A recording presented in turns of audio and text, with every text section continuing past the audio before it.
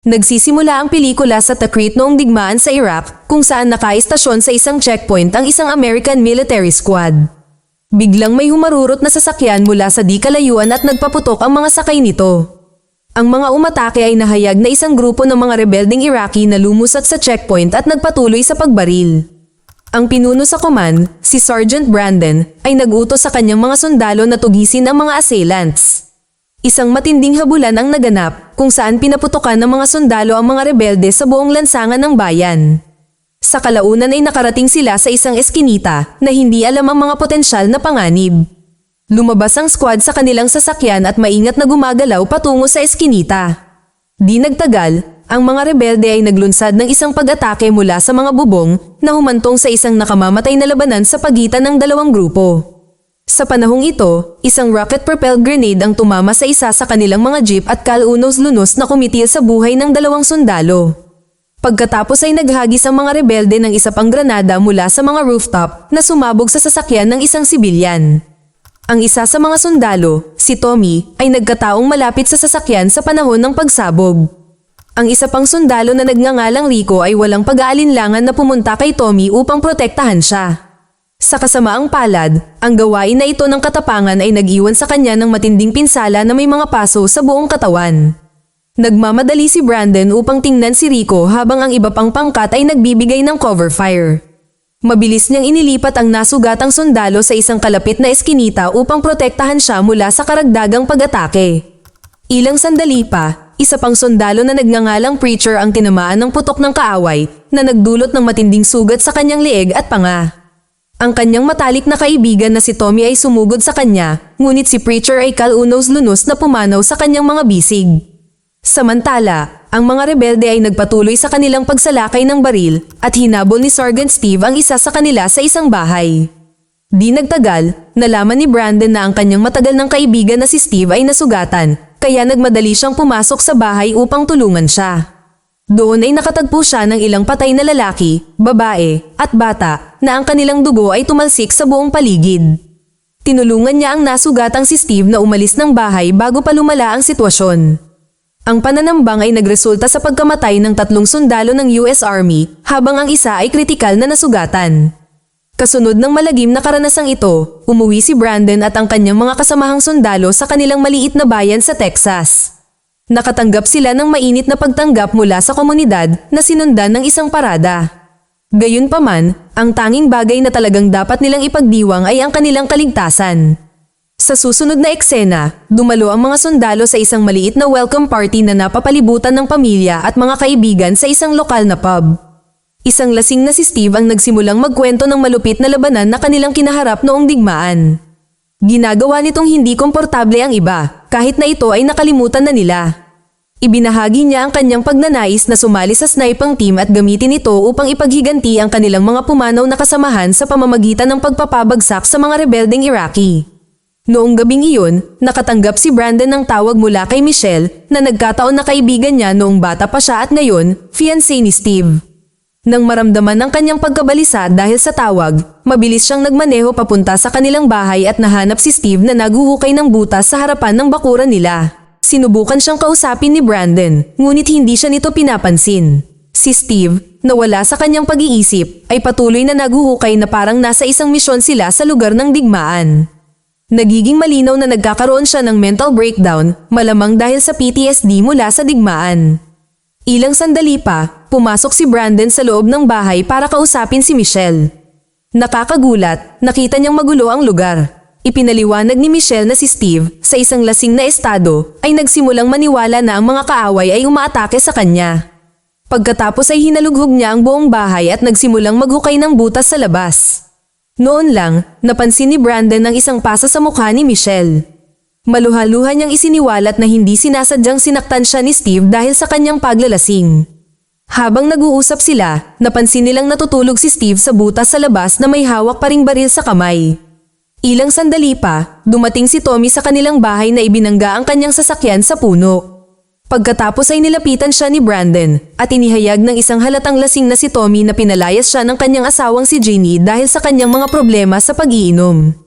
Pagkatapos ay ipinagtapat niya kay Brandon na plano niyang manatili sa kanilang cabin sa labas ng bayan ng ilang araw. Si Brandon ay nakikiramay din sa kanya at nagmumungkahi na ang iba pang pangkat ay sumama sa kanya sa cabin upang magpahinga. Kinaumagahan, ginugo ng mga sundalo ang kanilang oras sa cabin sa pag-iinom. Nilibang ni Tommy ang kanyang sarili sa pamamagitan ng pagbaril sa kanyang mga regalo sa kasal habang binabasa ng malakas ng kaibigan nilang si Shorty ang mga gift card. Isang hangover na si Steve ang biglang nagising dahil sa mga putok ng baril. Ang iba sa pangkat ay tumatawa habang siya ay nalilitong lumabas sa likuran ng kotse at nagmamadaling nagbihis. Tahimik silang nanonood habang tinutumbok ni Steve ang regalo mula sa kanya at kay Michelle at pinabagsak ito. Kinagabihan, hinila ni Brandon si Steve para sa isang pribadong pag-uusap at nagtanong tungkol sa isang pasa sa kanyang mukha. Sinimulan ni Steve na hindi pansinin ang mga sinabi nito at sinabing tumama ito sa isang pinto. Gayunpaman, nakikita ni Brandon ang kanyang kasinungalingan at direktang hinarap siya tungkol sa paghagupit kay Michelle. Dahil sa gulat, ipinagtapat ni Steve na hindi niya naaalala ang marahas na pangyayari. Inamin niyang nawalan siya ng malay pagkatapos ng kanilang pub party at biglang nagising sa trunk ng sasakyan ni Tommy. Sa kabila nito, mahigpit na binalaan siya ni Brandon na hindi na pwedeng maulit ang ganoong pag-uugali. Kinabukasan, bumalik ang squad sa kanilang mga base militar. Inaasahan ni Brandon na matanggal sa tungkulin at pinayuhan si Tommy na pamunuan ang mga bagong recruit. Sa kanyang pagkadismaya, nakatanggap siya ng mga utos na i-deploy siya pabalik sa Iraq. Nahihirapan si Brandon na tanggapin ang kanyang kapalaran dahil nahihirapan pa rin siyang makayanan ang kamakailang pagkawala ng kanyang mga kasama. Dahil sa galit, hinarap ni Brandon ang kanyang commanding officer, si Teniente Colonel Booth, tungkol sa utos. Ipinaliwanag ni Booth na ang direktiba ay nakabatay sa patakarang stop-loss ng militar. Ang patakarang ito ay nangangailangan ng mga sundalo na bumalik sa tungkulin kahit na matapos ang kanilang aktibong pangako. Nang marinig ito, hayagang pinuna ni Brandon ang Pangulo na nagdulot ng mainit na pagtatalo sa pagitan nila ni Booth. Dahil sa namuong galit, ipinaalala ni Booth kay Brandon ang kanyang mga responsibilidad bilang pinuno ng squad at ang pangangailangang sumunod sa mga utos. Nang tumanggi siyang sumunod, inakusahan siya ni Booth ng hindi pagsunod sa direktang utos ng kanyang mga nakatataas. Pagkatapos ay inutusan niya ang kanyang mga tauhan na ikulong si Brandon sa bilangguan ng militar hanggang sa kanyang muling pag-deploy. Di nagtagal, si Brandon ay sinamahan ng 2 sundalo patungo sa bilangguan, ngunit siya ay mabangis na lumaban at pinamamahalaang makalaya. Pagkatapos ay nagmamadali siyang nagmaneho mula sa base bago huminto sa isang lugar sa kahabaan ng kalsada upang tawagan si Steve. Ikinwento niya ang buong pagsubok at ipinaliwanag ang kanyang desisyon na mag-AWOL pagkatapos matuklasan na i-deploy siya sa Iraq. Binalaan ni Steve si Brandon laban sa mapanganib na hakbang na ito at nagmumungkahi na humingi ng tulong kay Booth. Gayunpaman, ibinunyag ni Brandon ang intensyon ni Booth na parusahan siya at iginiit ang kanyang plano na iwasang mahuli. Tiniyak ni Steve kay Brandon na tutulungan siyang makahanap ng solusyon. Sa pag-uwi, nakita ni Brandon ang sheriff ng bayan na naghihintay doon. Ipinaalam ng sheriff sa mga magulang ni Brandon ang tungkol sa kanyang katayuang AWOL at isiniwalat na si Booth ay personal na nag-utos ng paghahanap sa kanya sa buong estado. Hinihimok ng sheriff ang kanyang mga magulang na payuhan si Brandon na sumuko at managot sa kanyang mga aksyon. Pagkaalis ng sheriff, umupo si Brandon kasama ang kanyang mga magulang at si Michelle na ipinaliwanag ang buong sitwasyon. Pagkatapos ay iminungkahi niyang dalhin ang usapin sa isang senador, ngunit nagbabala ang kanyang ama tungkol sa mga kahihinatnan ng paglabag sa chain of command. Hindi napigilan, nagpa siya si Brandon na magmaneho sa Washington DC upang tugunan ang isyu mismo. Dahil sa pagbabantay ng militar sa kanilang pamilya, nagboluntaryo si Michelle na sumama sa kanya sa pagmamaneho. Sa kanilang paglalakbay, huminto sila at nag-book ng isang hotel para sa gabi. Habang nagpapahinga si Brandon sa tabi ng pool, bigla niyang naisip ang isang taong nalulunod at likas na tumalon upang iligtas ito, na pagtanto lamang na ito ay isang guni-guni na dala ng stress ng kanilang sitwasyon. Kinaumagahan, nagtago sina Brandon at Michelle nang dumating ang mga pulis na hinahanap sila. Samantala, nakiusap si Tommy kay Booth para sa isa pang pagkakataon at nangakong pagbubutihin ang pagiging isang sundalo. Pagkatapos ay tinawagan ni Steve si Brandon at ipinaalam sa kanya na nagpalipas siya ng gabi sa kulungan na sinusubukang piyansahan si Tommy mula sa isang charge mula sa DUI. Nagpatuloy siya upang ipahayag ang pagkadismaya na si Brandon bilang kanilang pinuno ng pangkat ay hindi naroroon upang pangasiwaan ang mga ganitong bagay. Noon lang, sinabi ni Brandon kay Steve na papunta siya sa Washington DC para makipagkita sa senador. Lalong nagalit si Steve, nag-aalala para sa kanyang kaligtasan at sa kapakanan ni Michelle. Nangako si Brandon na ibababa siya bago tumawid sa linya ng estado at tiniyak sa kanya na babalik siya ng mabilis. Kinagabihan, binisita ni Brandon at Michelle ang pamilya ni Preacher. Si Preacher ay isa sa mga sundalo sa ilalim ng utos ni Brandon na napatay sa ambush sa eskinita. Ikinwento ni Brandon ang mga nakakakilabot na detalye ng pananambang. Sa kabila nito, nagpapasalamat ang mga magulang ni Preacher sa pagsisikap ni Brandon na bisitahin sila at mag-check-in. Pagbalik ni Brandon at Michelle sa kanilang sasakyan, nakita nilang nabasag ang bintana. Inutusan ni Brandon si Michelle na hintayin siya habang tinutunton niya ang mga salarin sa isang eskinita. Habang nakaharap niya ang mga lalaki, inatake nila si Brandon at isa sa kanila ang bumunot ng baril. Sa kabila ng mga pagsubok, nagawa ni Brandon na desarmahan ang kaaway at pinilit silang lahat na lumuhad na parang naghahanda na patayin sila. Nang babarilin na sila ni Brandon, pumagitna si Michelle. Pagkatapos ay hinikayat niya itong huminto at umalis kasama niya at atubiling sumang-ayon si Brandon. Pagkatapos, pumunta sila sa isang silid ng hotel sa malapit kung saan nakipagkita si Brandon sa isa pang sundalo na AWOL. Ibinunyag niya na walang maitutulong ang senador at nagpatuloy sa pagpapaliwanag sa mga pakikibaka sa pagtakbo. Pagkatapos ay iminumungkahi niya ang isang abogado na makakatulong sa kanya na ayusin ang mga pekeng dokumento sa paglabas. Ipinaliwanag din niya na si Brandon ay maaaring magtatag ng isang bagong pagkakakilanlan sa Canada na makabuluhang magpapagaan sa kanyang buhay bilang isang takas. Kinaumagahan, binisita sila ni Steve sa hotel nang malaman nila ang kanilang kinaroroonan mula kay Michelle. Dumating siya na nakauniporme para ibalik si Brandon. Pagkatapos ay ipinaalam niya sa kanya na nakipagkasundo siya kay Booth. Babagsak ang lahat ng mga kaso laban kay Brandon kung babalik siya sa base sa loob ng 14 na oras. Nagalit si Brandon, inakusahan si Steve ng paggawa ng mga desisyon sa likod niya. Pagkatapos ay ipinahayag na si Steve ay nagboluntaryo na bumalik sa Iraq at muling inilista ang kanyang sarili. Galit na galit si Michelle at kinwestiyon ng pangako ni Steve sa kanilang relasyon at ang plano nilang magpakasal. Tiniyak niya sa kanya na magpapakasal pa rin sila sa sandaling bumalik siya mula sa kanyang misyon. Gayunpaman, nananatili siyang tahimik na nasasaktan sa mga desisyon ni Steve. Sa huli, nagpasya si Michelle wakasan ang kanilang relasyon dahil hindi makapag-move on sa kanyang pagkakanulo at kawalan ng komunikasyon. Di nagtagal, lumabas ang dalawang lalaki kung saan ipinakita ni Steve ang patuloy na pakikibaka ni Tommy sa alak.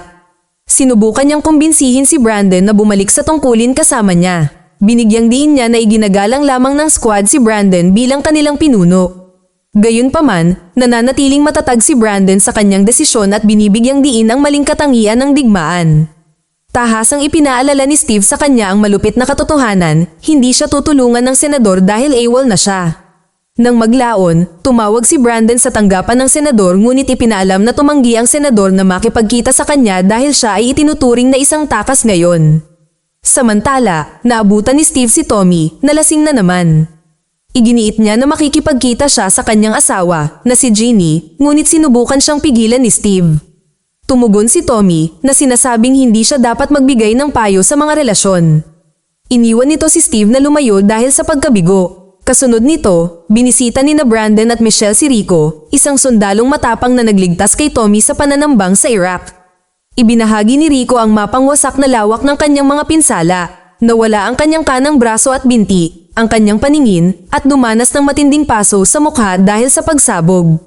Sa kanilang pag-uusap, ikinwento ni Rico ang malagim na sitwasyon sa ospital na puno ng hiyawan at bangungot ng mga veterano sa digmaan. Sa kabila ng lahat, nananatiling nagpapasalamat si Rico na nakaligtas siya at wala na sa war zone. Nang maglaon, nagbahagi si Brandon kay Michelle ng tungkol sa kaguluhan at kawalan ng katiyakan sa larangan ng digmaan.